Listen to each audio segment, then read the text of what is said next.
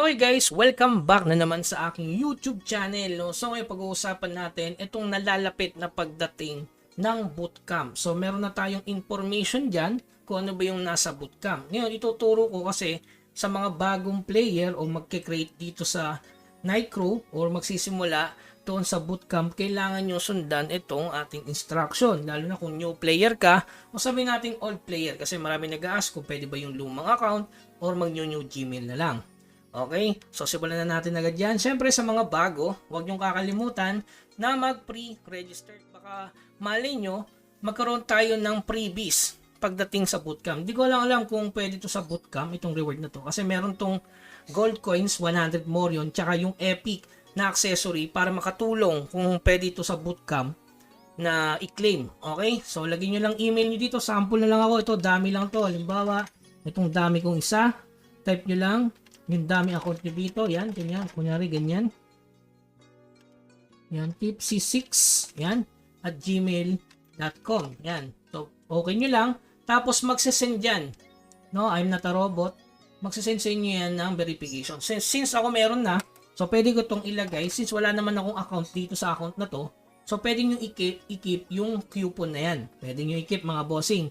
So, lagyan nyo ng verification kasi na-verify ko na. Magsasend yan sa email nyo, i-verify nyo na.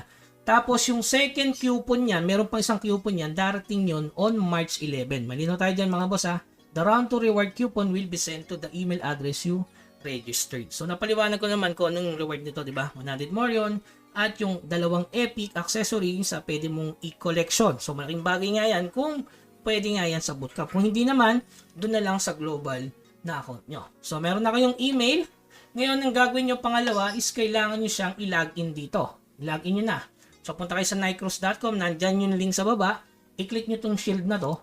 Tapos, mag-login kayo gamit yung email na ginamit nyo. Okay?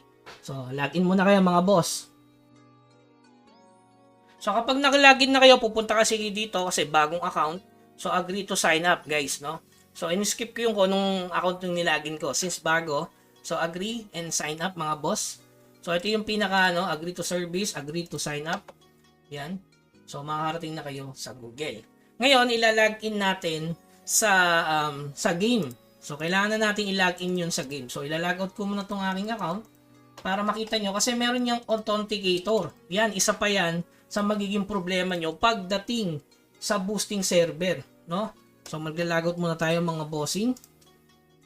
Yung ilalagin natin yung account na ginawa ko. So, yung syempre ilalagay nyo lang account yun.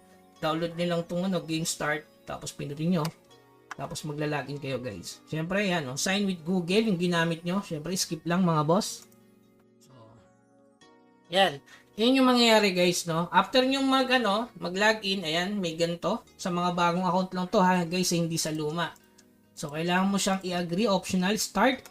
Ngayon magkakaroon yan yung parang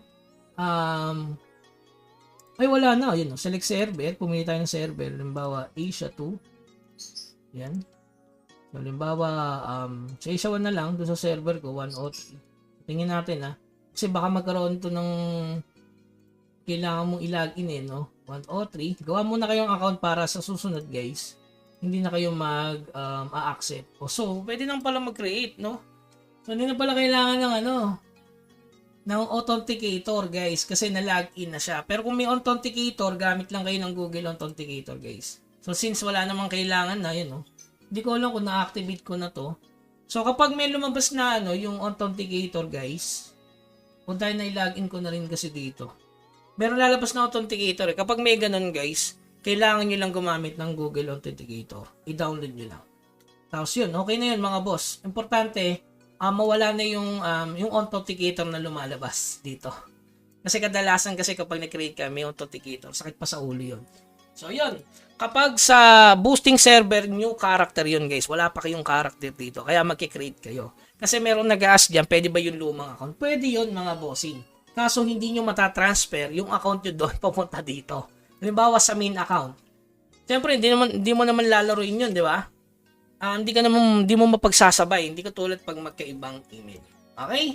So, yun lang guys, yun lang yung tip ko regarding doon. Sa information naman regarding sa bootcamp, meron dyang click nyo lang sa baba. Pwede nyo panoorin. Kung hindi naman, okay lang din. So, sa March 11, alas 11 ng umaga, kita-kits tayo. Anong server ko? Night.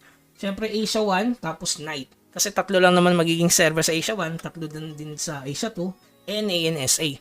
So, bali 12 server, 4 na region. Okay, so yun lamang guys. Keep grinding. Huwag kalimutan mag-subscribe sa ating channel. Hanggang sa muli. Paalam.